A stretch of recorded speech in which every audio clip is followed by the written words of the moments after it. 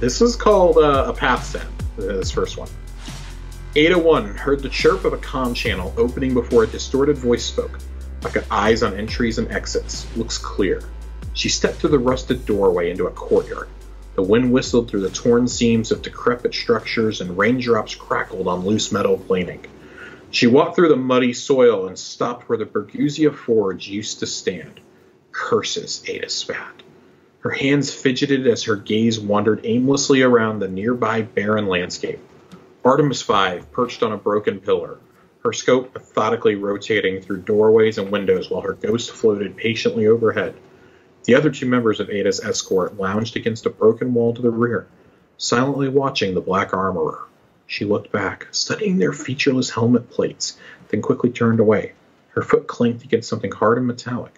She stooped down and picked up a forgotten slab of black armory alloy, a remnant of the lost forge. Artemis kicked into the comms again. That forge tech? Any clues of what happened here?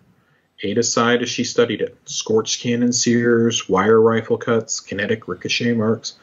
Almost like there's been years of combat here, Artemis quipped sarcastically. How astute, Ada said dryly. There's nothing more to glean here. She took a deep breath, a useless gesture in her exo-body, but a compulsion nonetheless. Sun's fading, Artemis said. Devrim's got eyes on a fallen raiding party. Not headed our way yet, but I'd rather not take chances. Do you have what you need? Hardly, Ada said. But we won't find much else. This area has been thoroughly scavenged, same as the others. Fallen? Artemis asked. With no guardians bothering to stop them? Could have been anyone. Artemis winced. Can only imagine how you must feel. The Vanguard had a tough call to make. Planetary evacs came first. And now they're on to exciting new frontiers, while I'm left with nothing but rubbish, Ada said, her voice full of false cheerfulness. Artemis leapt down from her vantage point and placed a hand on Ada's arm. Ada's shoulders slumped. I'm glad for the evacuations. I shouldn't have. A howl echoed from somewhere in the complex. Artemis readied her rifle, and one of the escort squad entered the comm channel. Pike's changed heading. We should get her out. Are you ready? Artemis asked. Ada studied the broken slab of metal in her hand, turning it over and tracing its jagged edges. I'm not sure, she said, tightly clutching the piece of debris, but what choice do I have? I think it's really interesting. This is one of the questions that we had was, you're vaulting the forges that are on the EDZ and on Nessus when the EDZ and Nessus are both not being taken out of the game. Right. This kind of solves that question. Like, that it's not really that we stopped going there, it's just they were abandoned for us to evacuate planets instead, and then we were off to solve the mystery on Europa, and, the mysteries Osiris as was chasing, and finding a Cabal warlord, and we just really haven't circled back around to it as a Vanguard quite yet. Yeah. So I find that really interesting, and that's an arena where we did so many things. Like, that's where we completed Izanagi's Burden, we took down Sivkis, we took down a lot of people there. That was by far my favorite forge to go out and grind, that's for sure. Yeah. These are great ones. The last one you unlock, of course, there was a puzzle there that was just insanely hard to do. That was right before you walked into the forge. Are you talking about the weird butterfly puzzle or whatever? Yeah. I'm trying to remember what that was called. I remember wanting to go for it. And it just... I know what you're talking about. I just forget what it's called. It was the event that was supposed to unlock the forge, and Bungie made it too hard and basically had to go in and backdoor open the forge for everybody. Yeah. This next one is called Lost. The hiss of Ada's welding torch echoed through the armory hall, compounding into a sea of discordant noise until the scene was complete. She placed the tool down and grabbed the piece of alloy in her hand, testing the bond's strength. The actuators in her fingers whirred with effort, but as her focus shifted to the open tome on her desk, the metal promptly snapped. Ada let out an exasperated groan. 2 more pieces of Deterus dropped on an already cluttered floor. Did you forget to measure twice? A voice called out from behind. Ada whirled around as Hawthorne sauntered into the hall. Isn't that saying based on woodworking? Ada asked flatly. Hawthorne shrugged. Don't have any welding jokes. She gingerly stepped over a tangle of cables. Great work environment you've got. Love the decor. Ada turned to her tome with intense focus. Can I help you with something? Hawthorne chuckled. I was going to ask you that. Heard the cursing all the way up the stairwell. Can you Can you interpret armory schematics and machine the parts needed to assemble them? Ada answered without looking up. Unlikely, Hawthorne said. Can you convince Zavala to stop asking me when a forge will be operational again? Hawthorne puffed her cheeks and exhaled. Even less likely. Ada quickly flipped the page of the tome. The paper snapped, nearly tearing. Sounds like the answer to your question is no. Is that why you're doing this? Vanguard orders?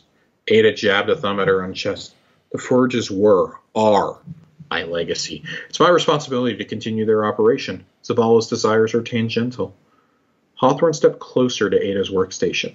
Help me out here. I'm not super familiar with your illustrious organization's history. Was the armory born of a dream to have the world's greatest gun oven? Ada sighed. The armory was founded to stand against the darkness, to shield humanity when we couldn't count on others to do so. The forges were simply the tools we used. So much for that grand plan. The pyramids rolled in, and last I checked, Mars is still missing. Titan, Mercury. Did you come down here solely to antagonize me? Ada snipped. All right, Hawthorne pleaded. Look, I know we aren't friends or anything. I'm not sure if you have any of those anyways. Ada glowered. Right, sorry, Hawthorne said quickly. The thing is, people around here talk a big game about putting humanity first, but then it's all Guardians all the time. Ada nodded. The devotion to light bearers can seem fanatical. But you're not like that, Ada. Ada shook her head. I appreciate the sentiment, Soraya, but I'm not sure how that relates to the forges. Hawthorne leaned on Ada's desk. I think your voice is important to have around here. I want you to succeed, but you might be holding on to the past too tightly. Ada scoffed. You presume to tell me how to carry the armory's legacy. Hawthorne gestured to the forge memorabilia strewn around the hall. Not at all. But your founders didn't wake up one day with forges on the brain. They started with a problem and then designed a solution as only they could. Ada turned, her eyes thoughtful. And you're suggesting I'm starting with a solution instead, limiting my view. I'm saying I would understand if it was hard to let go of all this when it's all you've ever known.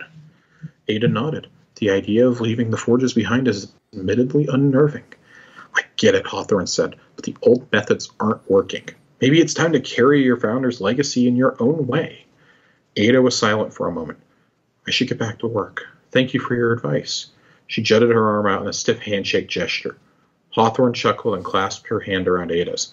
Good luck, but maybe try to keep the noise down, okay? It bothers my bird. Again, just a little bit more, like we've kind of been wondering what Ada's been doing for, a season or two while she's been, had her part of the tower closed back off. Mm-hmm. It's not especially exciting, but it is interesting to see Hawthorne interacting with her. It's not the person I would expect. I would have expected, Zavala or Ikora or even Drifter to come in and make quips at her. Maybe send Saladin or Shax down to talk to her.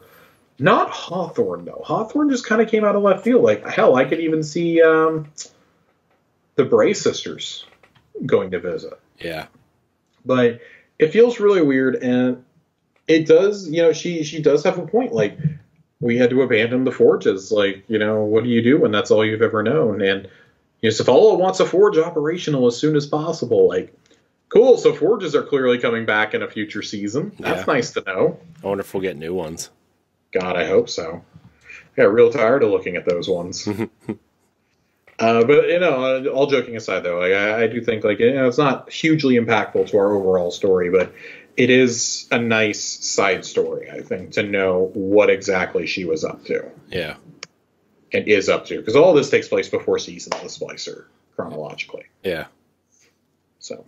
Yeah. Hawthorne is still an interesting character, because, not super interesting, but, she's another character. Enough. She's another character that hasn't had anything to do since the Red War ended. She gives me my clan bounties, I guess, so that's cool. But how do you even bring her back into the story? I don't know.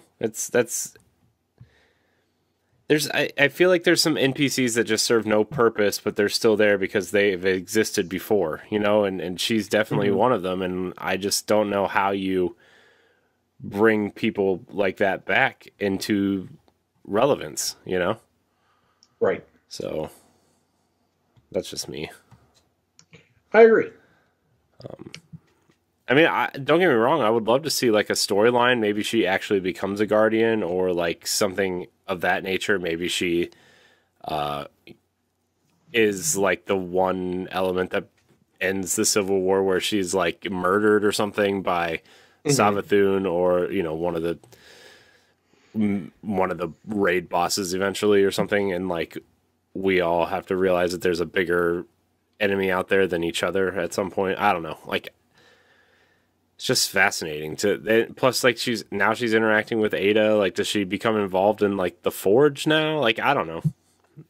I think that'd be cool, because she's a character that we don't get to see a whole lot of. Like, she doesn't have a ghost. She's not a Guardian. She could offer such a unique perspective to this game, and she does, to be fair, during the base campaign, during the Red War, and then they just kind of abandoned her character. I mean, look how long it took us to get rid of her meme line. Right. About the Red War being over. Like, dude, it had been almost 4 years when we finally got rid of that. Right.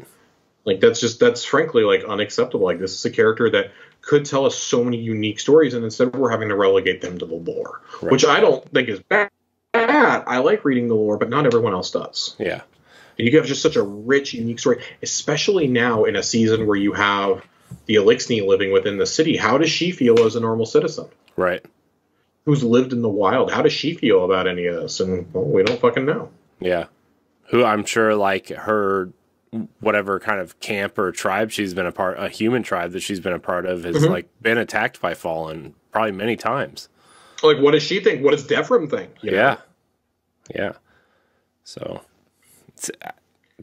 I want to see that story.